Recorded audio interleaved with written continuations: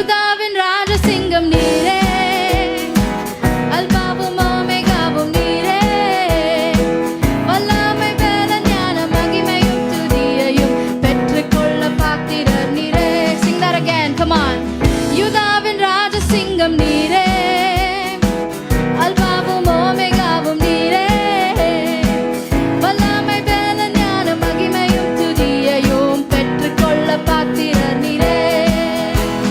பாவமானீரே எம்மை நீதியாக்கிட, சாபமானீரே எங்கள் சாபம் போக்கிட, காயமானீரே எங்கள் நோயம் தீர்த்திட, ஏழையானீரே எந்த நேர்மை நீக்கமான். பாவமானீரே எம்மை நீதியாக்கிட, சாபமானீரே எங்கள் சாபம் போக்கிட, காயமானீரே எங்கள் நோய்கள் தீர்த்திட, ஏழையானீரே எந்த நேர்மை நீக்கிட. ஓ நீரே என்ற நல்ல மேய்ப்பர், நான் என்றும் தாழ்ச்சி அடையேனே. அமர்ந்த தண்ணீர் பசும் புல்வெளியில் என்னை வைத்து நித்தம் காக்கும் நல்ல தேவன். Come on, let me hear you say. நீரே எந்த நல்ல மேய்ப்பர், நான் என்றும் தாழ்ச்சி அடையேனே. அமர்ந்த தண்ணீர் பசும் புல்வெளியில் என்னை வைத்து நித்தம் காக்கும் நல்ல தேவனே. Come on again. நீரே எந்த நல்ல மேய்ப்பர், நான் என்றும் தாழ்ச்சி அடையேனே. அமர்ந்த தண்ணீர் பசும் புல்வெளியில் என்னை வைத்து நித்தம் காக்கும் நல்ல தேவனே. பகையர் பயனின் முன்பாக பந்தி ஆயுத்தம் செய்தீர், என் தலையை எண்ணெயால் அபிஷேகமும் செய்தீர். ஜீவனாலெல்லாம் நன்மை கிருபை பெருகுதே, நான் கர்த்தர் வீட்டினில் நீடித்து வாழுவேன். பயனின் முன்பாக பந்தி ஆயுத்தம் செய்தீர், என் தலையை எண்ணெயால் அபிஷேகமும் செய்தீர். ஜீவனாலெல்லாம் நன்மை கிருபை பெருகுதே, நான் கர்த்தர் வீட்டினில் நீடித்து வாழ். யூதாவின் ராஜசிங்கம் நீரே, அல்பாவும் ஓமேகாவும் நீரே, வல்லமை பலன் ஞானம் மகிமையும் துதியையும் பெற்றுக்கொள்ள பாத்திரர் நீரே. Come on, sing that again. யூதாவின் ராஜசிங்கம் நீரே, அல்பாவும் ஓமேகாவும் நீரே, வல்லமை பலன் ஞானம் மகிமையும் துதியையும் பெற்றுக்கொள்ள பாத்திரர் நீரே. பாவமானீரே என்னை வியாக்கிட, சாபமானீரே எங்கள் சாபம் போக்கிட, காயமானீரே எங்கள் நோய்கள் நீத்திட. Come on, let's sing that.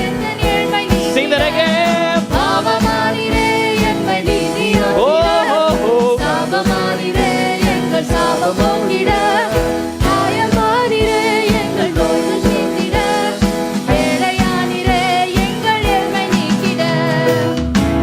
Amen. Give me the third verse.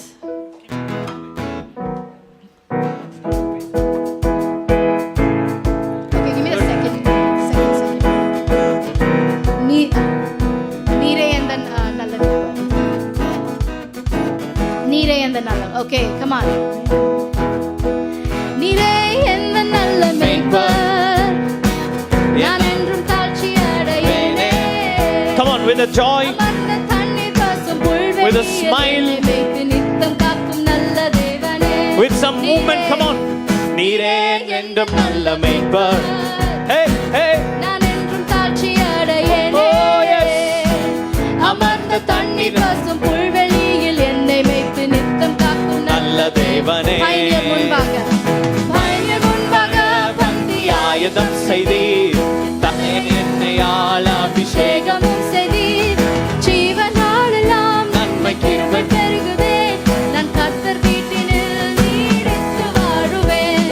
பயனியர் முன்பாக பந்தி ஆயுதம் செய்தீர், தலையை எண்ணெயால் அபிஷேகமும் செய்தீர். ஜீவனாலெல்லாம் நன்மை கிருபை தொடருவேன். நான் கர்த்தர் வீட்டிலே நீடித்து வாழுவேன்.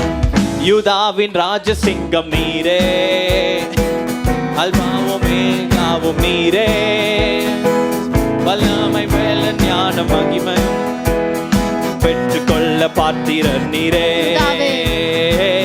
யூதாவின் ராஜசிங்கம் நீரே, ஓஹோ அல்பாவும் ஓமெகாவும் நீரே, வல்லமை ஞானம் மகிமையும் துதியையும் பெற்றுக்கொள்ள பாத்திர நீரே. பாவமானீரே என்னை நீதியாக்கிட, சாபமானீரே எங்கள் நோய் காயமானீரே எங்கள் நோய்கள் தீர்த்திட, ஏழையானீரே எங்கள் ஏழ்மை நீக்கிட, பாவமானீரே பாவமானீரே. We thank you Lord. சாபமானீரே என்ன சாபம் போக்கிட, காயமானீரே எங்கள் நோய்கள் தீர்த்திட, ஏழையானீரே எங்கள். கரங்களை உயர்த்தி சொல்லுங்க.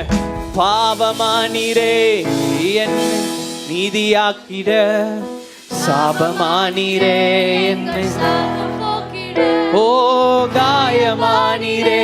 எங்கள் நோய்கள் தீர்த்திட, Thank you Father. ஏழையானீரே எங்கள் ஏழ்மை நீக்கிட. Please serve the communion. காயமானீரே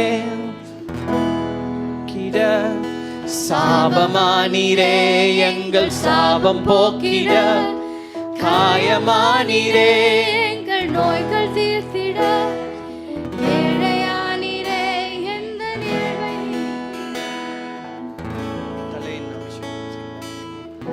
பகைஞர் முன்பாக பகைஞர் முன்பாக பந்தி ஆயுத்தம் செய்தீர், என் தலையை எண்ணெயால் அபிஷேகமும் செய்தீர். Begin to see that. ஜீவனாளெல்லாம் நன்மை கிருபை பெருகுதே, நான் கர்த்தர் வீட்டினில் நீடித்து வாழுவேன். பகைஞர் முன்பாக பந்தி ஆயுத்தம் செய்தீர், என் தலையை எண்ணெயால் அபிஷேகம் Oh, we thank you Lord. ஜீவனாளெல்லாம் நன்மை கிருபை பெருகுதே. Let's sing that again. தன் வீட்டினில் நீடித்து வாழுவேன். பகைஞர் முன்பாக பந்தி ஆயுதம் செய்தீர், என் தலையை எண்ணெயால் அபிஷேகமும் செய்தீர். ஜீவனாலெல்லாம் நன்மை கிருபை பெருகுதே, நான் கர்த்தர் வீட்டினில் நீடித்து யூதாவின் யூதாவின் ராஜசிங்கம் நீரே, அல்பாவும் ஓமெகாவும் நீரே, வல்லமை ஞானம் மகிமையும் துதியையும் பெற்றுக்கொள்ள பாத்திர நீரே. யூதாவின் ராஜசிங்கம் நீரே. We thank you, Lord. அல்பாவும் நீரே, Oh, வல்லமை பலன் ஞானம் மகிமையும் துதியையும் பெற்றுக்கொள்ள பாத்திர நீரே. say with me, this is the body of Jesus, This is the body of Jesus. and this is the blood of Jesus. As I eat and drink, I partake of a life that is uncontaminated. Say, that is indestructible, that cannot be corrupted. I partake of that life. Amen. Go ahead and partake, Jesus.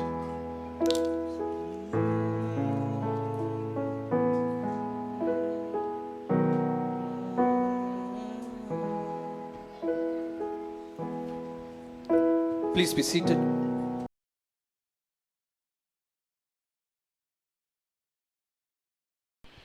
I want to talk about resurrection. உயிர்த்தெழுதலை குறித்து இன்றைக்கு பேச I விரும்புகிறேன். want to talk to you about why Christ rose. உங்களை பற்றி என்ன பேச விரும்புகிறேன் என்றால், கிறிஸ்து ஏன் உயிர்த்தெழுந்தார்? Last time I spoke about the Good Friday message. When people die, it impacts us. போன வாரம் பேசினேன். நம்ம உறவினர்கள் மரிக்கும் போது அது நம்மளை பாதிப்புக்குள்ளாக ஏற்படுத்துகிறது. But when Jesus died, ஆனால் இயேசு மரிக்கும் போது nothing happened to us. நம்மளுக்கு எதுவும் நடக்கவில்லை. யாரோ செத்தாங்க. Someone died. Right?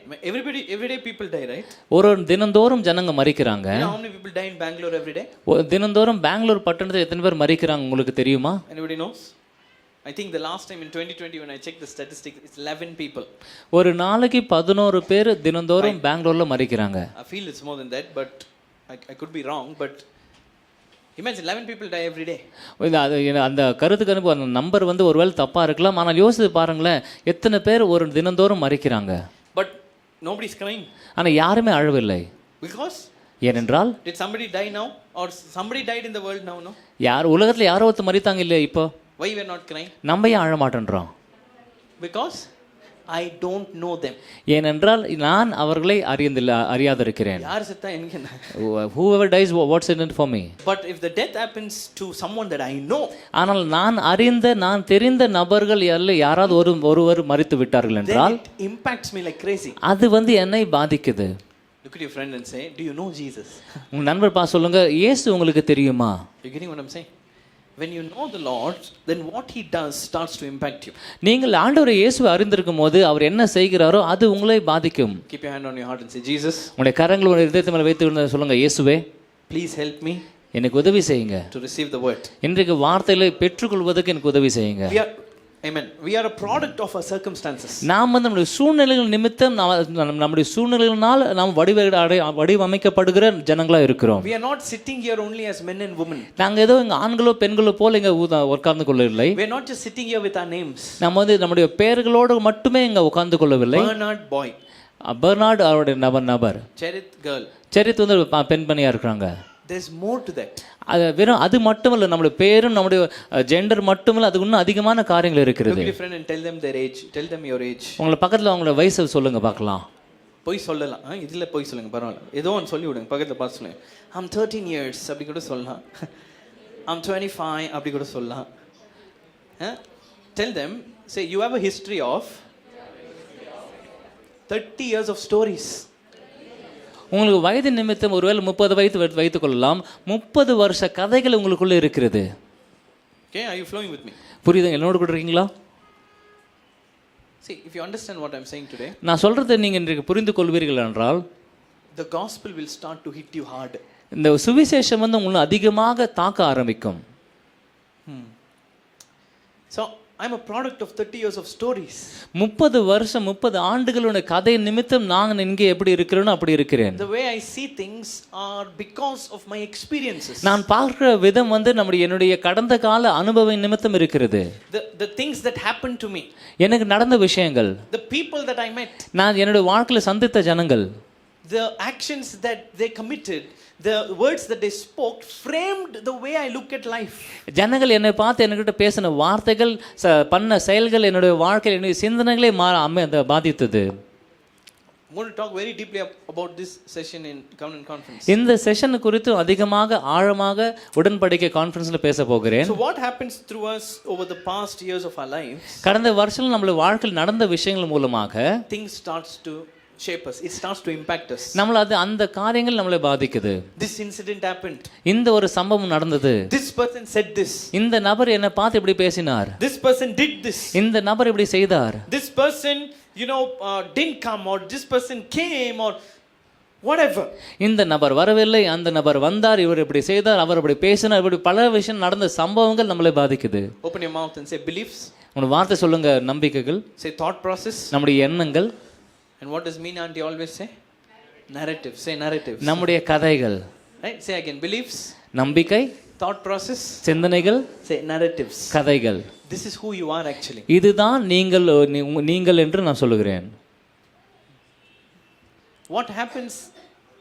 See, my whole goal in today's message. என்னுடைய முழு இந்த நாள் இருக்க மெசேஜ் நிமித்தம் அந்த மூல பொருள் என்னவென்றால், is if people's doings and sayings can affect us so much. ஜனங்களுடைய வார்த்தைகளும் ஜனங்களுடைய செயல்களும் நம்மளை இந்த அளவுக்கு பாதிக்கும் என்றால், why is this not affecting us like that? இந்த வேத வார்த்தைகள் நம்மளை அப்படி ஏன் பாதிக்க மாட்டேன்றது? Look at the disciples. சீஷர்களை பாருங்கள். They had few things in their lives. அவங்களுடைய வாழ்க்கையில சில விஷயங்கள் இருந்தன. They lived joyfully. அவங்க சந்தோஷமா இருந்தாங்க. எப்போ சொல்லுங்க? when you tell me? வீட் ரிப்பன் கட் பண்ணும்போது இல்ல, அவங்க தலை கட் பண்ணுவது. Right? They had joy. அவங்களுக்கு இந்த சீஷர்களுக்கு தன்னுடைய உயிருக்கே பாதிப்பு ஏற்பட்டிருக்கிற சூழ்நிலையில கூட அவங்க சந்தோஷமாக மகிழ்ச்சியா இருந்தாங்க. என்ன ஒரு ஜாய்னா, Philippians 4:4 famous verse எல்லாருக்கும் தெரியும். What a joy they had. Rejoice in the Lord always. In case you didn't understand, again I say rejoice. பிலிப்பியர் 4:4 சொல்லுகிறது, எப்பொழுதும் சந்தோஷமா இருங்க, மீண்டும் சொல்லுகிறேன் எப்பொழுதும் மகிழ்ச்சியா இருங்கன்னு சொல்லுகிறது. So என்னன்னா actually rejoice in the Lord always சொல்லிட்டு எப்படி always Again I say rejoice in the Lord always. இந்த வசனம் பாருங்க, ஆண்டவருக்குள்ளாக சந்தோஷமா இருங்க. அந்த வார்த்தை மறுபடியும் சொல்லுகிறேன், சந்தோஷமா இருங்க. You know where does Paul write this verse? இந்த வசனத்தை பால் எந்த சூழ்நிலை எழுதுகிறார் தெரியுமா? Not when he is sitting with Caesar and having breakfast. இந்த சீசர் கூட உட்கார்ந்து பிரேக்ஃபாஸ்ட் சாப்பிடும்போது இந்த வசனத்தை எழுதவில்லை. Prison.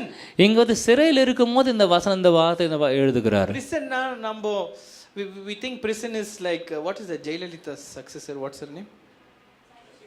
Sashikala கொடுத்த prison மாதிரி இல்ல. AC room, TV, not that kind of a prison. இப்படி சிறைன்னு சொல்லும்போது ஏதோ வசதியாக சௌகரியமாக இருக்கிற அந்த அப்படிப்பட்ட ஒரு இடம் இல்ல. The history says that there used to be shit all around. இப்படி அந்த பால் காலத்துல இருக்கிற சிறை எப்படி என்றால் அங்க மனித கழிவுகள் இருக்குமாங்க. Right? Poop. பக்கத்துல பசங்க கக்கா. அந்த இடத்துல அவ்வளோ அழுக்கும் மலமும் இருக்குமாங்க. கேக்குறது ஓ கக்கா ஓ இல்லங்க. They used to put them in the கக்கா. அவங்க இப்படி சிறையில போடுற ஜனங்களை அப்படிப்பட்ட இடத்துல தான் வைப்பாங்க. And till half they'll be covered with shit. இப்படி முக்கா அளவுக்கு என்ன பண்ணுவாங்க, அந்த மனித கழிவுல அவங்க அந்த கெட்ட தண்ணியில இருப்பாங்க. And Paul writes, rejoice in the Lord always. அப்படிப்பட்ட கழிவு நீருக்கு மத்தியில நின்று கொண்டிருக்கிற சூழ்நிலையில பால் எழுதுகிறார், சந்தோஷமா இருங்க, மீண்டும் சொல்லுகிறார். பக்கத்துல பாத்துக்கீங்க எப்படி? Look at a neighbor and say how. எப்படி? How did they live with joy like that? அந்த சூழ்நிலையில எப்படி அவங்களால சந்தோஷமா இருக்க முடியும்? You know the disciple John? இந்த சீஷர் யோவான் தெரியுமா? You know where they put him? அவங்க எங்க போட்டாங்க தெரியுமா? Which island they put him? Anybody knows?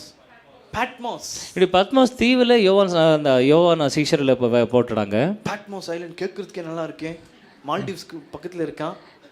It might sound so nice hearing about an island called Patmos.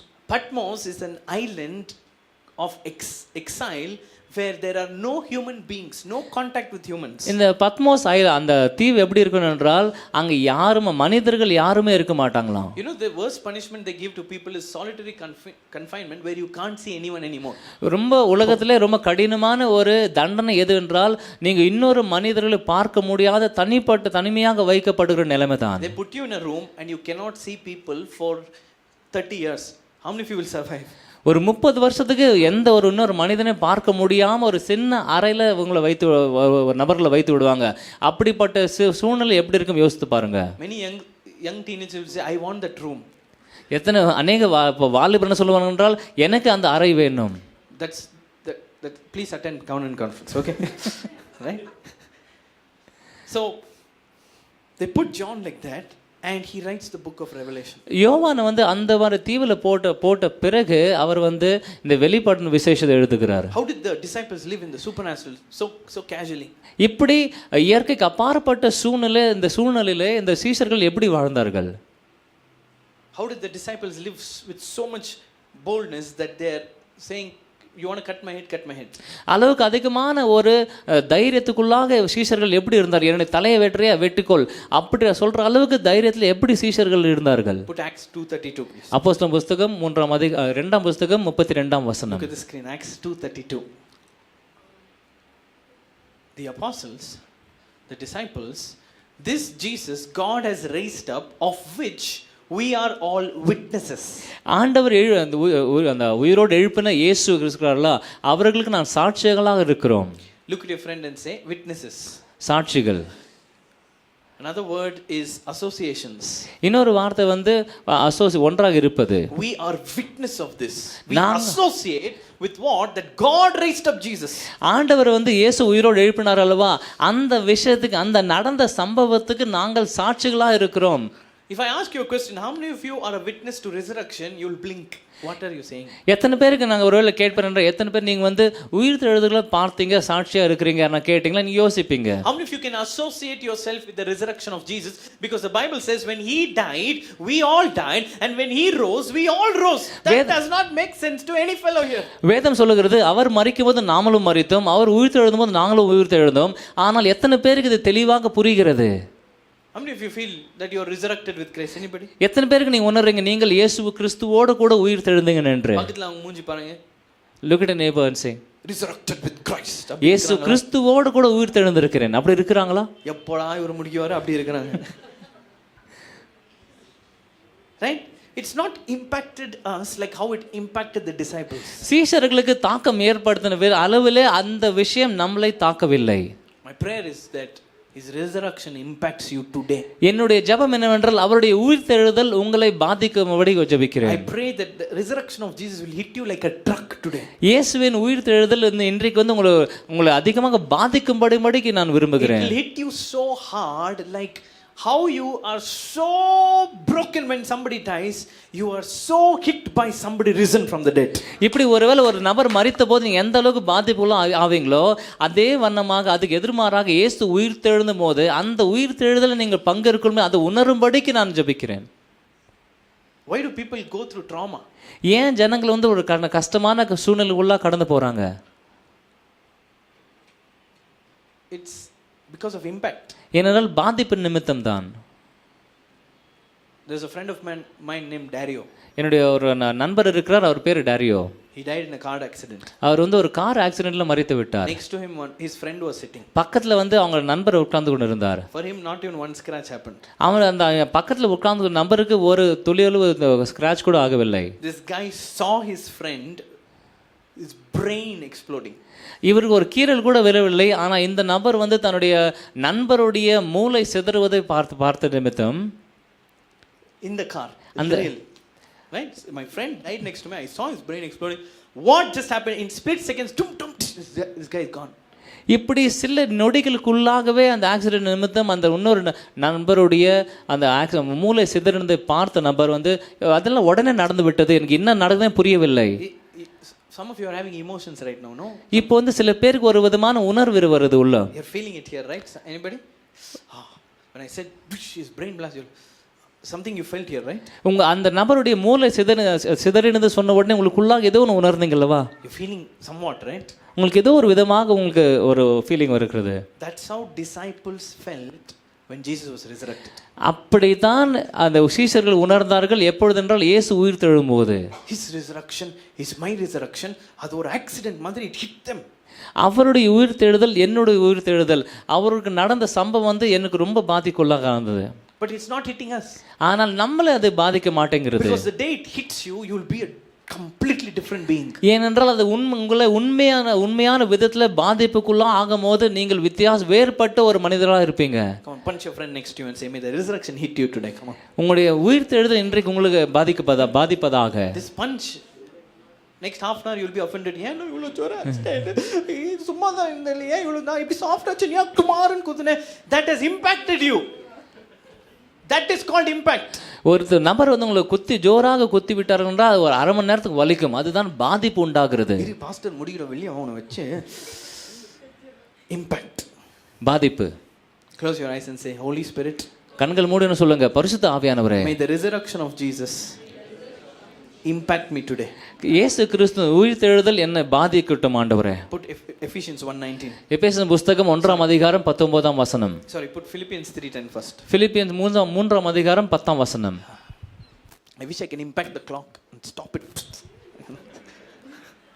See, Paul writes and says that I may know him, Jesus, okay? I may know Jesus. இங்க பவுல் எழுதுகிறார், நான் இயேசுவை அறியட்டும், and the power of his resurrection, அவருடைய உயிர்த்தெழுதலின் வல்லமை, and the fellowship of his sufferings. அவர் கடந்து போன அந்த பாதிப்பு. Sorry. Look at your friend and say, you know how to suffer for Jesus. உங்க நண்பர் பாசம் இயேசுக்காக உங்களுக்கு எப்படி நீங்களே ஒரு சஃபர் பண்ண முடியும் உங்களுக்கு தெரியும். இயேசுவுக்காக இந்த கேன்சரை நான் சுமக்கிறேன். You know how to do that. You know how to suffer for Christ. But God wants you to also not only suffer for him but also live in the power of his resurrection. I know we have Christians who know suffering, but we need Christians who know resurrection power. பாதிப்புக்குள்ளாக ஒரு கடினமான சூழ்நிலைக்குள்ளாக போகிற கிறிஸ்துவர்களை நாம் அறிந்திருக்கிறோம். ஆனால் கிறிஸ்துவின் உயிர்த்தெழுதலால் பாதிக்கப்பட்ட கிறிஸ்துவர்கள் நம்ம இந்த காலத்துல வேண்டும். இந்த மைக் போட்டா டொமாரன் அடிச்சு impact நடக்கும்ல. If I throw this mic on you, it will create an impact. 10 years அந்த பாதிப்பு இருக்கும்ல. That impact might be for 10 years. Talk to me, come on. இப்போ சடனா சாம் இப்படி போட்டு சாம் கோலியாத் மாதிரி கீழே விழுட்டான். அந்த இம்பாக்ட் இருக்கும்ல. Just imagine if I threw the mic on Sam, it might impact him and that might be there for 10 years. What is today's date? இன்னைக்கு தேதி என்ன? 13th April. ஏப்ரல் 13ஆம் தேதி. What pastor preach if you asked you won't remember? இந்த நாளில் pastor என்ன செய்தி கொடுத்தாருன்னு கேட்டா உங்களுக்கு ஞாபகம் இருக்காது. மைக் மண்டை மேல போட்டார் பாருங்க. அது 13 years ஆன பிறகு சொல்வார். That, but you might definitely remember that pastor threw the mic on Sam's head and it was there. The impact was there for 10 years or 13 years. ஏன்னா நெக்ஸ்ட் வீக் இங்க இருக்க மாட்டான். 13 years எங்கேயோ ரோட்ல பாத்தீங்க, கல்யாண நாள்ல பாக்குறீங்க, எப்படிடா இருக்கிற நீயா? உன்னை பார்த்தாவே YMTG சர்ச் ஞாபகம் வருது. YMTG சர்ச் ஞாபகம் வரும்போது பாஸ்டர் ஞாபகம் வருது. பாஸ்டர் ஞாபகம் வரும்போது வெறும் அந்த Mike, yo Mike is such a shot. I got so embarrassed that he threw the mic in front of everyone. Everybody laughed. I felt so bad. 3 nights I couldn't sleep. That's called impact. இப்படிப்பட்ட mic வந்து அவங்க மேல போட்ட உடனே அநேக வருஷங்களுக்கு அதுக்கு மறக்க முடியாம அது நிமித்தம் பாதிப்புக்குள்ள ஆறாங்க இல்லையா? அதுதான் உண்மையான பாதிப்பு. You know how many mics were thrown at the disciples? சீஷர்கள் மேல எத்தனை பேர் அந்த இப்படி மைக்ல போடுறது போல காரியங்களை எரிந்தார்கள் தெரியுமா? மைக்கா போட்டாங்க, கத்தி போடுறாங்க, ஸ்டோன்ஸ் போடுறாங்க. They're killing the apostles, but they only write about what Christ has done in all the gospels. They spend 2 verses to write about their pain. They spend 5-6 chapters to write about this is what Christ has done. This is how he resurrected us. This is what it is to be part of the new creation. This is the divine DNA that God has made part of us. This is the new creation reality. How?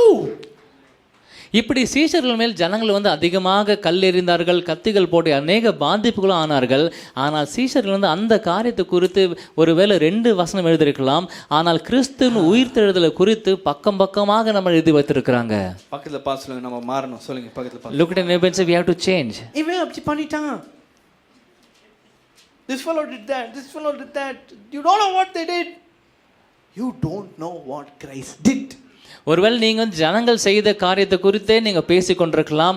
ஆனால் கிறிஸ்து செய்த காரியங்கள் உங்களுக்கு துளி அளவு கூட தெரியவில்லை. Why are we so broken down because of what this guy or that guy did?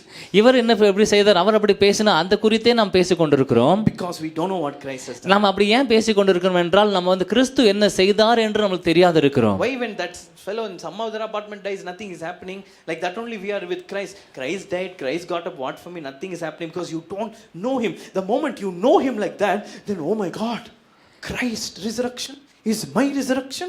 It becomes a part of you.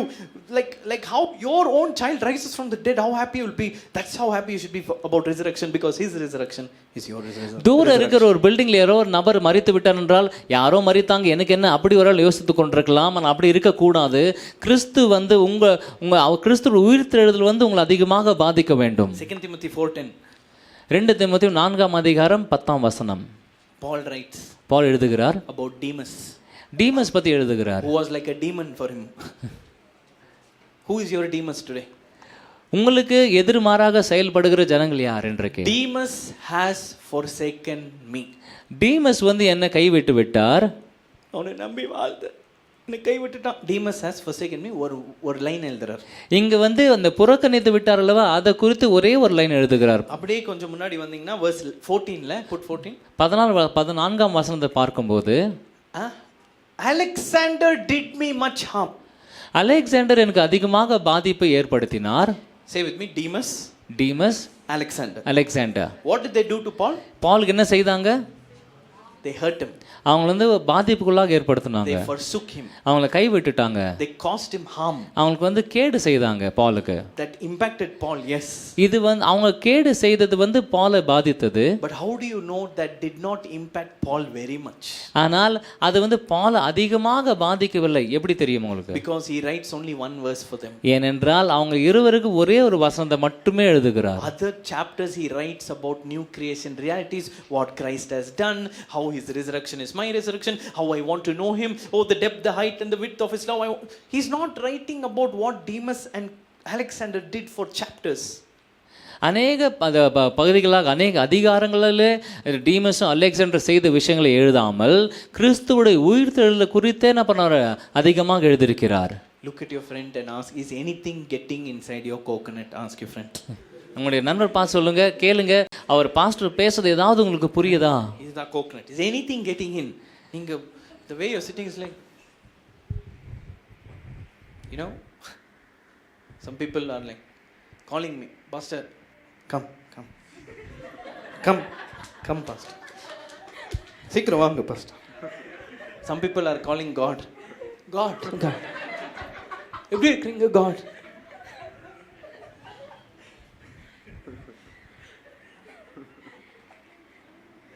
பக்கத்துல pastor good morning. செய்தி கொடுக்கும்போது தயவுசெய்து தியானம் பண்ணாதீங்க, வார்த்தை கவனமாக கேளுங்க. நெக்ஸ்ட் டைம் பாஸ்டர் வாங்கினா வந்துடுவேன். வந்து என்ன பாஸ்டர் என்ன வச்சு look at your friend and say, may his resurrection, உன் நண்பரை பார்த்து சொல்லுங்க, அவருடைய உயிர்த்தெழுதல் give them a hard eye and say, hit you like a truck today. இப்படி வந்து வேகமாக உங்களை பாதிப்பதாக. மூஞ்சி அடிக்கிறாதீங்க, கை அடி, அப்போ இம்பாக்ட் ஆகிடும். Right? Demas, Alexander, one verse. டேமஸ்க்கும் அலெக்சாண்டருக்கும் ஒரு வசனம். What Christ has done, chapters. கிறிஸ்து செய்த காரியங்களை குறித்ததுக்காக எழுதுவதற்காக அநேக அதிகாரங்கள். I want to tell you today what Christ has done for you. கிறிஸ்து உங்களுக்கு செய்த விஷயங்களை இன்னைக்கு தெளிவாக சொல்ல விரும்புகிறேன். Okay, before that, Ephesians 1:19. எபேசியர் புத்தகம் 1:19 வசனம். See, Christ resurrected. What is the point of Christ resurrecting? I feel like I'm dying every day. That's how we all feel, honestly speaking, right? கிறிஸ்து உயிர்த்தெழுந்த நிமித்தம் எனக்கு என்ன பயன்? நான் தினந்தோறும் செத்துக்கொண்டு தான் இருக்கிறேன் அல்லவா? Okay, read this with me. According to the working of his power. Okay? Keep going. Next. Keep going. Which he worked in Christ when he raised him from the dead and seated him at the right hand in heavenly places. So Paul is writing and saying, hey, the power of resurrection raised Jesus and took Jesus and made him sit at the right hand. இப்படி ஆண்டுடைய அந்த வல்லமை வந்து அவருடைய உயிரோடு எழுப்பி அவர் வந்து பரலோகத்தில் அவர் உட்கார வைத்தது. You know how you all are sitting? So what? Correct? I mean, honestly tell me. இப்படி சொல்ல இந்த வசந்த இப்படி படிக்கும்போது அப்படியா சரி அவன் என்ன பெரிய விஷயம் என்ன அப்படி யோசிக்கிறீங்க நீங்க? I'm more concerned about my Swiggy order today. எனக்கு இதுக்கு அப்புறம் சர்ச்சுக்கு அப்புறம் நடக்கிற விஷயத்தை குறித்து நான் யோசித்துக் கொண்டிருக்கிறேன். Paul is writing the same power that he used and he raised Christ, made him sit in heavenly places. We are like, so what? Who went up? Who cares? இப்படி ஆண்டவருடைய வல்லமை வந்து கிறிஸ்துவை மரித்தோரிலிருந்து உயிர் செய்ய வைத்த பிறகு அவர் வந்து வலது பக்கத்தில் பிதாவுடைய வலது பக்கத்தில் உட்கார வைத்தது அந்த வல்லமை குறித்து பேசுகிறார். And then he made him sit far above all principality, power, might, dominion, every name which is named. What is our response? So what? எல்லா வல்லமைகளை காட்டிலும் நம்ம அதுக்கு மேலாக இடத்துல கிறிஸ்து உட்கார்ந்து கொண்டிருக்கிறார். இப்படி வசனம் எழுத நான் படிக்கும் போது நம்முடைய சிந்தனை எப்படி இருக்குதுன்னா அப்படியா சரி என்ன அதுக்கு என்ன இப்போ பக்கத்துல பாஸ் ஸ்பிரிச்சுவலா நடிக்காத சொல்லி ஸ்பிரிச்சுவலா ஆக்ட் பண்ணாத. சோ வாட் தான் உன்னோட ரெஸ்பான்ஸ்னு தெரியும். உங்களுடைய ரெஸ்பான்ஸ் வந்து அதுக்கு என்ன அப்படிதான் நீங்க இருக்கீங்க. Far above all principality. What does that mean? இப்படி எல்லா வல்லமைக்கு மேலாக அவர் உட்கார்ந்து கொண்டிருக்கிறார். அதோட அர்த்தம் என்ன? யாரோ ப்ரோமோட் ஆனாங்க எனக்கு என்ன? யாருக்கோ இந்த ப்ரமோஷன் ஆனது அதுக்கு எனக்கு என்ன? What is in it for me? யாருக்கோ அவார்ட் வந்துச்சு எனக்கு என்ன? someone got awarded, what's in it for me? ஆனா உங்க பையனுக்கு அவார்ட் வந்துச்சுனா ஆனா what if your child gets awarded? அப்படியே கேமரா எடுத்து why? Because mine. உங்க பிள்ளைக்கு வந்து அவார்ட் கிடைக்கும் போது நீங்கள் நீங்கள் எப்படி ரியாக்ட் பண்றீங்க அது வித்தியாசமா இருக்கும். பக்கத்துல பாத்து கேளுங்க, do you know Jesus கேளுங்க. உங்களுக்கு இயேசுவை தெரியுமா? ஜே அட்லீஸ்ட் தெரியுமா? Right? Because it impacted them because they knew him. ஏனென்றால் அவர் இயேசு கிறிஸ்துவுடைய மரணம் வந்து அந்த அளவுக்கு சீஷர்கள் அந்த பாதிக்குள்ளானது ஏனென்றால் அவர் இயேசுவை அறிந்திருந்தார்கள். Put all things under his feet. எல்லா விஷயம் அவருடைய காலின் கீழாக வைக்கப்பட்டிருக்கிறது. Gave him to be the head. Jesus the head. இயேசு வந்து தலையாக மாறுகிறார். Over all things to the church. சபையின் எல்லா காரியத்திலும். And which is his body, the fullness of him who fills all in all. Amen. Pastor நல்லா இருக்கு, போய்ட்டு வரட்டா, bye pastor. That's how we are responding. இந்த வசனம் இப்படி படிக்கும்போது அப்படியா சரி ஓகே பாஸ்டர் நல்லது அப்படின்னு போயிட்டு வரேன் அப்படின்னு யோசிக்கிறீங்க. அதுக்கு என்ன? Is the head film? Oh what? Look, the next verse, I think the next verse is the key here. அடுத்த வசனம் வந்து முக்கியமான வசனமா இருக்குது. Chapter 2 verse 1. And you பக்கத்துல pastor now you come to the picture. இந்த இடத்துல உங்களை பத்தி பேசுகிறது. பராரு உன்னை பத்தி தான் பேசுறாரா? He is talking about you. இவ்வளவு நாள் ஜீசஸ் பத்தி பேசினார். இந்த நேரம் வரையிலும் இயேசு பத்தி பேசிக் கொண்டிருந்தார். இருக்கீங்களா? ஜீசஸ் இப்படி போனாரு, ஜீசஸ் அப்படி போனாரு, ஜீசஸ் மேல உயர்த்தினார், ஜீசஸ் இப்ப Now you. So till now Paul was talking and writing about Jesus. Now he is talking about you. You know what happened to you? உங்களுக்கு என்ன நடந்தது தெரியுமா? பக்கத்துல பாருங்க, you know what happened to you? உங்களுக்கு என்ன நடந்தது தெரியுமா? You, Jesus பத்தி நல்லா சொல்லிட்டு, now you, he made alive. If Paul spoke about Jesus and now he is talking come about on, you, அவர் நான் உங்களை பத்தி பேசும்போது நீங்கள் உயிரோடு இருக்கிறீங்க. Bernard he made alive. Bernard உயிரோடு எழுப்பினார். I was dead in trespasses and sin. உங்களுடைய பாவத்திலே நம்ம மரித்திருந்தாங்க. And then in which you once walked according to the course of this world, according to the prince of the world, the spirit which works now in the sons of disobedience. இப்படி தவறான விதத்தில் நடந்து கொண்டிருந்த நபர்களை, among whom you conducted yourself in the lust of the flesh. This is talking about our brokenness, our failures, our Alexanders, our who's that other guy? Or Demas, or this girl, or that boy, or this pastor, that auntie, this guy who sexually abused me. It all comes in this verse. இந்த வசனத்தை எதை குறித்து பேசுகிறது என்றால், உங்களுடைய வாழ்க்கையில் இருக்கிற டீமஸ்கள், அலெக்சாண்டர்கள், உங்களுடைய வாழ்க்கையில் உடைக்கப்பட்டிருக்கிற காரியங்கள், அதை குறித்து தான் இந்த வசனம் பேசுகிறது. The father who didn't raise you well, the mother who had an affair, you know, the school teacher who humiliated you, the PT sir who made you remove your pant and hit you, all that comes in this verse. உங்களுடைய வாழ்க்கையில் நடந்த எல்லா தவறான விஷயங்களை குறித்து தான் இந்த வசனம் பேசுகிறது. You don't know what the PT sir did. You don't know how pastor threw the mic. You don't know my father didn't come for my graduation program. All that comes in this verse. உங்களுக்கு நடைபெறாத அந்த காரியங்கள், உங்களுக்கு பிடித்த காரியம் எப்படி நடைபெறவில்லையோ அந்த மாதிரி உடைக்கப்பட்ட விஷயங்கள் எல்லாம் இந்த வசனத்துக்குள்ளாக அடக்கப்பட்டிருக்கிறது. My children don't take care of me. என்னுடைய பிள்ளைகளை சரியா பார்த்துக் கொள்ளவில்லை. My husband abused me. என்னுடைய கணவர் என்ன சரியாக நடத்தவில்லை. My wife slept with another man. என்னுடைய மனைவி வந்து தவறான காரியம் செய்தாங்க. My children are divorced. என்னுடைய பிள்ளைகள் வந்து பிரிந்து இருக்கிறாங்க. You name the mess. நீங்கள் சொல்லுகிற எந்த ஒரு பிரச்சனையான விஷயமா இருக்கிறதோ, you name the mess in your life, உங்களுடைய வாழ்க்கையில் எதெல்லாம் உடைக்கப்பட்டிருக்கிற காரியங்கள் இருக்கிறதோ, it all comes in this verse. எல்லா விஷயமும் இந்த வசனத்துக்குள்ளாக அடங்கி இருக்கிறது. You know what is your story? உங்களுடைய கதை என்ன தெரியுமா? The beginning of the next verse. அடுத்த வசனம் ஆரம்பிக்கிற வார்த்தைகள். Shout that word. But God. ஆனால் தேவன். I was sexually abused. நான் வந்து தகாத விதத்தில் நடத்தப்பட்டேன். But God. ஆனால் தேவன். This is where your entire life will change if you understand. Put the but God in the right place. இந்த ஆனால் தேவன் வார்த்தை உங்களுடைய வாழ்க்கையில சரியாக போடுவீர்கள் என்றால் உங்களுடைய வாழ்க்கையே மாறும். I was a mess. I was this. You know, I went to the prostitute. I went to this person. I lost my virginity. But God. என்னுடைய வாழ்க்கையில் அநேக தவறான காரியங்கள் நடந்தது. ஆனால் தேவன். I don't care what you did. God does not care what you did. He can change your story if you understand where the but should come. நீங்கள் என்ன செய்தீர்கள் எனக்கு தெரியவில்லை, ஆனால் ஆண்டவருக்கு ஒரே ஒரு காரியம் என்னவென்றால் இந்த வசனம், இந்த வார்த்தை ஆனால் தேவன், அது சரியான இடத்துல வர வேண்டும். Say with me, but God. என்னோட கூட சொல்லுங்க, ஆனால் தேவன். You don't know what Alexander did. Alexander என்ன செய்தார் உங்களுக்கு தெரியாது. Oh, Demas caused me so much harm. Deimos வந்து எனக்கு எவ்வளவு கேடு செய்தார் தெரியுமா? But God. ஆனால் தேவன். If you can learn to live like that, நீங்கள் அப்படி உங்களுடைய வாழ்க்கையை வாழ கற்றுக்கொள்வீர்கள் என்றால், you are something else. நீங்க வந்து வேற ஒரு மாறுபட்ட நபராக இருக்கிறீங்க. So all the mess, see, but God who is rich in mercy. ஆனால் தேவன் அந்த இரக்கத்தில் ஐஸ்வர்யம் உள்ளவர். Because of how much great love he had. அவருடைய மிகுந்த சிறந்த அன்பினாலே. Right? It's not, we don't feel it. I'll talk about how you can experience.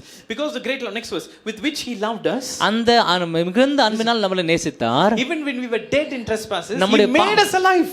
நம்முடைய பாவத்தின் நிமித்தம் நாம் மறிக்கப்பட்டிருக்கிற சூழ்நிலை இருந்தாலும் நம்மளை உயிரோடு எழுப்பினார். He made us alive with Christ. அவர் கிறிஸ்துவோடு கூட நம்மளை உயிரோடு எழுப்பினார். He raised you up and made him sit with him in heavenly places. Same thing that happened to Christ is the same thing that happened to you. அவர் உங்களை உயிரோடு எழுப்பி கிறிஸ்துவோடு கூட பக்கத்துல உட்கார வைத்தார். கிறிஸ்துவுக்கு என்ன செய்தாரோ அதே காரியத்தை உங்களுக்கும் செய்திருக்கிறார். But what is our response? ஆனால் நம்முடைய பதில் என்ன? So what? ஆனால் என்ன? அதனால் என்ன? I don't feel it, pastor. நான் அதை உணரவில்லை pastor. I don't feel like I'm risen with Christ or died with Christ or anything with Christ. கிறிஸ்துவோடு கூட மரித்ததோ கிறிஸ்துவோடு கூட உயிர் தெழுதோ என்னால் ஒண்ணுமே உணர முடியல, எனக்கு புரியவில்லை. So how do I know that? நான் அதை எப்படி அறிந்து கொள்ள முடியும்? Say with me, as I know Christ. நான் கிறிஸ்துவை அதிகமா அறியும் போது, say all that he did. அவர் எல்லாம் செய்த எல்லா விஷயங்கள் say will start hitting me like a truck. என்னை வந்து ஒரு பெரிய விஷயமாக பாதிக்கும். I'm telling you, if you get today's message, no anything that anybody does or says will not even reach your heart. இன்றைக்கு செய்தி நீங்க சரியாக புரிந்து கொள்வீர்கள் என்றால் யார் எதை செய்தாலும் யார் என்ன சொன்னாலும் அது உங்களை பாதிக்காது. We have people who get offended because somebody didn't smile at them. நம்ம வந்து இந்த காலகட்டத்தில் எப்படி இருக்கணும் என்றால் ஒரு நபர் நம்மளை பார்த்து சிரிக்கவில்லை என்றால் நம்ம மனத்தாங்கல் அடைகிறோம். We get offended with people because they didn't wish us on our birthday, or they didn't give us a handshake, or didn't come for our wedding. We get offended for silly things. இந்த மாதிரி சிறு சிறு விஷயங்களுக்கு நாங்க இப்போ மனத்தாங்கல் அடைகிறோம். You don't know what Christ has done for you. கிறிஸ்து உங்களுக்கு என்ன செய்திருக்கிறார் என்று நீங்கள் முழுமையாக அறியாது இருக்கிறீங்க. You know how you should be sitting right now? நீங்க இப்போ எப்படி உட்கார வேணும் தெரியுமா? God help me understand. ஆண்டவரே இதை எனக்கு புரிந்து கொள்வதற்கு உதவி செய்யுங்க. ஏதோ கத்தி சொல்றாரு. அவர் he is like telling something at loud note. எனக்கு ஏன்டா கத்துறாரு தான் வருது மைண்ட்ல. I am thinking why he is shouting. ஆனா help me understand. ஆனா எனக்கு புரிந்து கொள்வதற்கு உதவி செய்யுங்க. Help me see what this gospel is. இந்த சுவிசேஷம் எப்படிப்பட்ட சுவிசேஷம் என்று தெளிவாக புரிந்து கொள்வதற்கு எனக்கு உதவி செய்யுங்க. Let me see how these apostles gave their life for this resurrection. இந்த உயிர்த்தெழுதலுக்காக சீஷர்கள் தன்னுடைய உயிரே கொடுத்து விட்டார் அல்லவா, அது எப்படி என்று புரிந்து கொள்ள உதவி செய்யுங்க. Go to Ephesians 1. எபேசியர் புத்தகம் 1ஆம் அதிகாரம். I'm going to finish with this. Savish brother is not translating because he knows I won't finish. He knows me, right? He knows me. Ephesians 1. எபேசியர் புத்தகம் 1ஆம் அதிகாரம். I want to tell you 7 things Christ has done for you. உங்களுக்காக கிறிஸ்து செய்த 7 விஷயங்களை குறித்து நான் சொல்ல விரும்புகிறேன். I'm just going to declare it and I want you to receive it. நான் வந்து இந்த அறிக்கை செய்ய போகிறேன், இதை நீங்க பெற்றுக்கொள்ளுங்க. Since we are running out of time. நம் நேரம் இல்லாதனால சீக்கிரம் அறிக்கை செய்ய போகிறேன், நீங்கள் வேகமாக பெற்றுக்கொள்ளுங்க. In these few verses there are 7 things that God has done for you. இந்த சில வசனங்களே ஆண்டவர் உங்களுக்காக செய்த விஷயங்கள் நிரப்பப்பட்டிருக்கிறது. நீ ஏன் அப்செட்டா இருக்கற? Why are you upset? Because அவங்க இப்படி பண்ணல. Because they didn't do like this. அவங்க அப்படி பண்ணி இருக்கணும். They should have done like that. நான் சொல்றேன் ஆண்டவர் 7 காரியங்கள் உனக்காக பண்ணி இருக்கிறார். I'm telling you Jesus has done 7 things for you. அந்த மெடிடேஷனை விட்டுட்டு இந்த மெடிடேஷனுக்கு வாங்க இப்போ. Do not meditate on what people have done or not done, but come to this meditation. என்ன பண்ணாங்க தெரியுமா? You don't know what they have done. பக்கத்துல அடிச்சு சொல்லுங்க என்ன பண்ணாரு தெரியுமா? To tell them what Jesus did for you. Do you know? இந்த என்ன பண்ணாங்க தெரியுமா? என்ன பண்ணாரு தெரியுமா தான் meditation. And when you meditate on this, then you will be like Paul, writing about the gospel and not writing about Demas. இப்படி ஜனங்கள் செய்த காரியங்களை தியானிக்காமல் கிறிஸ்து உங்களுக்காக செய்த காரியங்களை தியானிப்பீர்கள் என்றால் டீமஸ்கள் அலெக்சாண்டர்கள் உங்களுடைய வாழ்க்கையில பாதிப்பு ஏற்படுத்த மாட்டாங்க. The first thing God did is okay. Blessed be the God of our Father Lord Jesus Christ who has He has blessed us. முதலாவது விஷயம் வந்து ஆண்டவர் நம்மளை ஆசீர்வதித்திருக்கிறார். See whether you feel it in your body or not, I want you to receive it. ஒருவேளை நீங்க உணர்வில்லை எனக்கு தெரியவில்லை, ஆனால் இதை பெற்றுக்கொள்ளுங்க. Open your mouth and say God has blessed me. வாய் திறந்து சொல்லுங்க, ஆண்டவர் என்னை ஆசீர்வதித்திருக்கிறார். Pastor ஒண்ணுமே இல்ல pastor. Pastor there's nothing in my pocket. பரவாயில்லை, ஃபர்ஸ்ட் நம்புங்க. ஆனால் முதல்ல just believe. Okay? This is not going to bless you. He has blessed us. இது வந்து உங்களை ஆசீர்வதிக்க போகிறார் அப்படி இல்ல, இது ஏற்கனவே ஆசீர்வதித்து விட்டார் என்ற வார்த்தை. Okay? Nothing has to happen. He has already blessed you. அவர் வந்து ஏற்கனவே ஆசீர்வதித்திருக்கிறார். I was meditating on this. நான் இந்த வார்த்தையில தியானம் செய்து கொண்டிருந்தேன். I'm blessed. நான் ஆசீர்வதிக்கப்பட்டிருக்கிறேன். My wife and I were looking for a house. பாஸ்டரும் மனைவி ஒரு வீடு தேடி கொண்டிருந்தாங்க. And then we looked here and there and couldn't find much. நாங்க இங்க அங்க அநேக இடத்துல பார்த்து கொண்டிருந்தோம், ஆனா நல்ல ஒரு வீடு கிடைக்கவே இல்லை. I thought we'll settle for something less. நாங்க வந்து ஏதோ சின்ன ஒரு வீட்டுக்காக நம்ம பரவாயில்ல அட்ஜஸ்ட் பண்ணிக்கலாம் அப்படி யோசித்து கொண்டிருந்தேன். Finally we found a place. கடைசியாக ஒரு வீடு கண்டுபிடித்தோம். We liked the house. எங்களுக்கு வீடு பிடித்திருந்தது. And we asked the neighbor how much rent is running in this house. நாங்க அங்க பக்கத்துல பார்த்து கேட்டோம், எவ்வளவு இந்த இடத்துல எவ்வளவு வாடகை கேட்கறாங்கன்னு கேட்டோம். He said all the owners got together recently and said we are giving our apartment for a very less price, so let's increase it. And I think they discussed around 25,000 per month. அந்த அபார்ட்மெண்ட்ல இருக்க எல்லா வீட்டு ஓனர்களும் வந்து கூடி பேசினாங்க, நம்முடைய வீடுகளை வந்து ரொம்ப கம்மி வாடகை கொடுக்கிறோம், ஒரு அமௌண்ட் ஃபிக்ஸ் பண்ணி விடலாம் சொல்லிட்டு ஒரு வீட்டுக்கு 25,000 என்று யோசித்து இருந்தாங்க. So we spoke to the manager. My father-in-law spoke to the manager and he said yeah, around 25,000 is the house here. பாஸ்டருடைய மாமனார் வந்து அந்த அபார்ட்மெண்ட் மேனேஜர் கிட்ட பேசும்போது ஆமாம் 25,000 தான் அங்க வாடகை கேட்கறாங்கன்னு சொன்னாங்க. So I said okay, please give me the owner's number, I'll talk to him. எனக்கு தயவு செய்து ஓனர் நம்பர் கொடுங்க, நான் ஓனர் கிட்ட பேசுறேன்னு சொன்னேன். And after one day the owner's number came. ஒரு நாள் அப்புறம் அந்த ஓனர் நம்பர் எனக்கு கிடைத்தது. And I am thinking of how to talk to him. நான் அவர்கிட்ட எப்படி பேச வேண்டும் என்று நான் யோசித்துக் கொண்டிருக்கிறேன். Mind set at 25 சரி கொஞ்சம் நல்லா பார்கெயின் பண்ணி மேக்ஸிமம் ஒரு 22 ட்ரை பண்ணலாம். I'm just trying, no, can we reduce, no, or how I can bargain to reduce the rent from 25,000 to 22,000. So I'm thinking எப்படி கன்வின்ஸ் பண்ணுறது, என்ன ஸ்டோரி சொல்லுது, என்ன பேசலாம், நல்லா பேசலாம், all I'm thinking, and I call him. So I'm just thinking what and all should I talk so that when I talk to him I can talk on these points. Indians, we know how to bargain, right? Come on. So I'll say 20, கடைசில 22 வந்து நிக்கும். We know that, right? So நம்ம rupees sir, 250 sir. உங்க கோல் என்ன? for 400 rupees வாங்கிடலாம். 250, 350, ஆய் sir 400 கோடி ஏன் மாடு. We know that. So I try to do that. இப்போ நம்ம இந்தியர்கள் வந்து இப்படி பேரம் பேசல ரொம்ப தேர்ச்சி பெற்றவர்கள். அவங்க 25 சொன்னாங்க, நம்ம 20 சொல்லுவோம். அப்படி மேலுக்கு பேசி கடைசியில் என்ன பண்றோம், ஒரு அமௌண்ட் வந்து நிற்போம். So I called him, spoke to him, told him the story, this and that, every story now, who am I, what I'm doing. நான் இப்படி அந்த ஓனருக்கு ஃபோன் பண்ணி பேசினேன். என்னுடைய காரியங்களை குறித்து அவரோட கூட பேசினேன். And I asked finally, எல்லாமே கடைசியில் அந்த பாயிண்ட் வரணும்ல, ஸோ பில்டப் கொடுத்து கடைசியில் okay final question, sir what's the rent. நான் எல்லாம் பேசிவிட்டு கடைசியாக கேட்டேன், சார் வாடகை என்ன எவ்வளோ சொல்கிறீங்க. I am expecting him to say 25 and then I'll bargain from 20 to 22. What's the rent, sir? நான் அவர் மனதில் யோசித்து கொண்டிருக்கேன், வரும் 25 சொல்லுவார். அதுக்கப்புறம் பேரம் பேசலாம் யோசித்து கொண்டிருக்க யோசித்த பிறகு எவ்வளோ சார் வாடகை என்று கேட்டேன். And he responded and said, sir 18,000. அவர் திரும்பி என்ன பதில் சொல்ல என்றால் 18,000 அப்படின்னாரு. நான் வந்து okay sir, okay what about the house, அப்படி ஆக்டிங் எல்லாம் பண்ணேன். சரி, நான் இதை வந்து எதிர்பார்க்கவே இல்லை. நான் 25,000 யோசித்து கொண்டிருந்தேன். ஆனால் அவர் வந்து 18,000 சொன்ன உடனே எப்படி ரியாக்ட் பண்ணுன்னு தெரியவில்லை. நான் I'm like very excited inside, but I didn't show it out. முடியாது, ஏன் இவ்வளோ சந்தோஷப்படுற, இன்க்ரீஸ் பண்ணிடுன்னு சொல்லிட்டாரு. So you know me right. So I said sir can we reduce little more. நான் மறுபடியும் கேட்டேன், இன்னும் கொஞ்சம் குறைக்க முடியுமா? Yes, how much? I said I'm looking at 15 சும்மா. நான் வந்து ஒரு 15,000 யோசித்து கொண்டிருந்தேன் அப்படி சொன்னேன். And then he said previous tenant was paying so much, so let's round it off at 17,500. கடைசியாக 17,500க்கு ஃபைனலைஸ் பண்ணி விடலாம். All that is good. எல்லாமே நல்லது தான். But what he said finally touched my heart. ஆனா கடைசியா சொன்ன விஷயம் என்ன ரொம்ப பாதித்தது. He said, sir, I've spoken to many other people. நான் அந்த ஓனர் சொல்றாரு, என்னை பார்த்து நான் அநேக ஜனங்கிட்ட பேசியிருக்கிறேன். When they call me, எனக்கு ஃபோன் பண்ணும்போது the first thing I tell them is 20.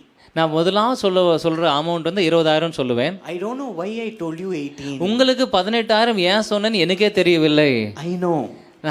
ஆனா Lord has blessed me. ஆனா எனக்கு தெரியும், ஆண்டவர் என்னை ஆசீர்வதித்திருக்கிறார். Slap your friend and say the blessing is upon you. உங்களுடைய ஆண்டவருடைய ஆசீர்வாதம் உங்க மேல இருக்கிறது. The blessing is what brought the testimony. The testimony is not the blessing. சாட்சி ஆசீர்வாதத்தை கொண்டு வரவில்லை, ஆசீர்வாதம் தான் சாட்சியை கொண்டு வரும். Are you getting what I'm saying? புரியுதுங்களா? I came home. நான் வீட்டுக்கு வந்தேன். I told my wife. அவர் பாஸ் வந்து சரி சொன்னாரு. 22, okay. She's expecting like that. அவங்க வந்து நம்ம 22,000க்கு யோசித்து கொண்டிருக்காங்க. I said the rate. நான் அமௌண்ட் ரெண்ட் சொன்ன உடனே for few minutes she was amazed. What really, that we all were celebrating and thanking God because of the blessing. நாங்கள் வந்து இப்படி அந்த ரெண்ட் குறைந்தபட்சமாக அவங்க பேசினபோது அந்த காரியத்தை குறித்து நாங்கள் பேசும்போது ரொம்ப சந்தோஷமா இருந்தோம். But I believe it's time the blessing makes you owners. Come on, receive. ஆனால் நான் என்ன நம்புகிறேன் என்றால் ஆசீர்வாதம் வந்து உங்களை ஒரு ஓனர்களாக மாற்ற நேரம் வந்து விட்டது. Right? 7 points பேசணும். Say with me, God has blessed me. முதலாவது ஆண்டவர் உங்களை ஆசீர்வதித்திருக்கிறார். Second thing, keep going. See, this is what Christ says, and He has blessed you just as He chose you. உங்களை தேர்ந்தெடுத்திருக்கிறார். Second thing is Christ did for you is He chose you. இரண்டாவது விஷயம் வந்து கிறிஸ்து உங்களை தெரிந்தெடுத்திருக்கிறார். Doesn't matter who rejected you. யார் உங்களை புறக்கணித்தாலும் பரவாயில்லை. I have chosen you, says the Lord. நான் உங்களை தேர்ந்தெடுத்திருக்கிறேன் என்று ஆண்டவர் சொல்லுகிறார். You know why people commit suicide? Because some girl rejected. ஜனங்கள் வந்து ஏன் தற்கொலை செய்யறாங்க தெரியுங்களா? ஏதோ ஒரு பெண்மணியை வந்து அவங்களை புறக்கணித்ததால் தான். The impact is so strong. Jesus saying, I chose you. May my impact be strong today. நான் உன்னை தெரிந்தெடுக்கிறேன். என்னுடைய பாதிப்பு உன்னுடைய வாழ்க்கையில பெரிதாக இருப்பதாக. Say with me, God has blessed me. ஆண்டவர் என்னை ஆசீர்வதித்திருக்கிறார். Say with me, God has chosen me. ஆண்டவர் என்னை தேர்ந்தெடுத்திருக்கிறார். Just as He chose and have predestined us to adoption. He has adopted you. Third thing. நம்மள வந்து தத்து எடுத்து கொண்டிருக்கிறார். Say with me, I am a mature son. நான் வந்து முதிர்ச்சி பெற்ற ஒரு மகன். Then after that, then next one. To the praise of the glory of His grace by which put it up made us accepted. நம்மள வந்து ஏற்றுக்கொண்டிருக்கிறார். All past tense. Blessed me, chose me, adopted me, accepted me. எல்லா வார்த்தைகளும் கடந்த கால வார்த்தைகள், அது என்றால் முடிந்து விட்ட வார்த்தைகள். இந்த நான்காவது வார்த்தை வந்து நம்மளை ஏற்றுக்கொண்டிருக்கிறார். You know what is the most painful thing in any relationship? எந்த ஒரு உறவுல மிகவும் கஷ்டமான காரியம் என்ன தெரியுமா? Rejection. புறக்கணிப்பது. என்ன ரிஜெக்ட் பண்ணிட்டாங்க. அவங்க வந்து என்ன புறக்கணித்து விட்டாங்க. We face rejection in many areas. அநேக பகுதிகளிலே நாம் இந்த புறக்கணிப்பை நாம் உணர்கிறோம். If you understand this, இந்த வார்த்தையை நீங்க புரிந்து கொள்வீர்கள் என்றால், God the Father, Son and Spirit say we have accepted you into our belovedness. பிதா குமாரன் பரிசுத்த ஆவியானவர் வந்து உங்களை பார்த்து சொல்லுகிறேன், நான் உங்களை ஏற்றுக்கொண்டிருக்கிறோம் என்று. Open your mouth and say I am accepted. உங்களை வாய் திறந்து சொல்லுங்க, நான் ஏற்றுக்கொள்ளப்பட்டிருக்கிறேன். In him we have redemption. நாம் வந்து இப்ப மீட்டெடுக்கப்பட்டிருக்கிறோம். Say with me, I am redeemed. நான் மீட்டெடுக்கப்பட்டிருக்கிறேன். Tell me the 5 things. He blessed us, ஆசீர்வதித்திருக்கிறார், தெரிந்து He கொண்டிருக்கிறார், adopted us, He accepted us and He redeemed us. கடைசியாக அவர் நம்மை மீட்டெடுத்திருக்கிறார். You are redeemed from disease. நீங்க வியாதியிலிருந்து மீட்டெடுக்கப்பட்டிருக்கீங்க. I'm telling you, the more you meditate on this, your body, see, how sure you are that you are a man. நீங்க வந்து ஒரு ஆண் மகன் என்று எந்த அளவுக்கு தெளிவா இருக்கிறீங்களோ. I'm not talking to LGBT community, I'm talking to you. நான் வந்து உங்களை குறித்து பேசுகிறேன், வேற பகுதிகளை ஜனங்களை குறித்து நான் பேசவில்லை. LGBT will say தெரியல, டவுட்டா இருக்கு, but you guys are sure, right? I am a man. இந்த எல்ஜிபிடி கம்யூனிட்டி கேட்கும்போது நீங்க ஆனா பெண்ணான்னு கேட்கும்போது உங்களுக்கு ஒரே சந்தேகமா இருக்கும். ஆனா நான் உங்ககிட்ட பார்த்து கேட்கும்போது நீங்க ஒரு ஆண் மகனான்னு கேட்கும்போது உங்களுக்கு சந்தேகமே இல்லை. I am a woman. நான் ஒரு பெண்மணியா இருக்கிறேன். So sure you should be that you are redeemed from sickness. அதே அளவுக்கு தான் நீங்கள் வியாதியிலிருந்து குணப்படுத்தப்பட்டிருக்கிறேன் என்று மீட்டெடுக்கப்பட்டிருக்கிறேன் என்று நீங்கள் உங்களுக்கு நம்பிக்கை இருக்க வேண்டும். பக்கத்துல பார்த்து சொல்லுங்க, you are a stone.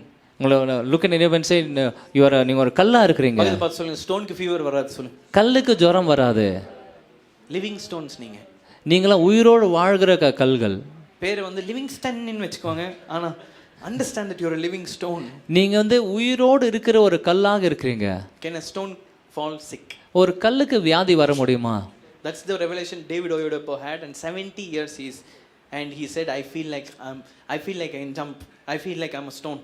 70 years he's cutting the cake and saying. ஒரு தேவ மனிதன் வந்து 70 வருஷத்துல இப்படிப்பட்ட ஒரு அவங்க வெளிப்பாடு வந்தது, நான் ஒரு கல்லை போல இருக்கிறேன் என்று. 30-40 years no trace of sickness. 30-40 வருஷத்துக்கு வியாதியின் ஒரு துளி அளவு இது கூட அவங்க இல்ல, உடம்புல இல்ல. I was speaking to Happy recently. ஹாப்பிக்கு பேசி கொண்டிருந்தேன். I asked him, Happy, do you know what is the meaning of punishment? தண்டனை, அந்த காரியத்தை அந்த வார்த்தைக்கு உனக்கு அர்த்தம் தெரியுமா? You know what he said? என்ன சொன்னா தெரியுமா குழந்தை? What is that, dada?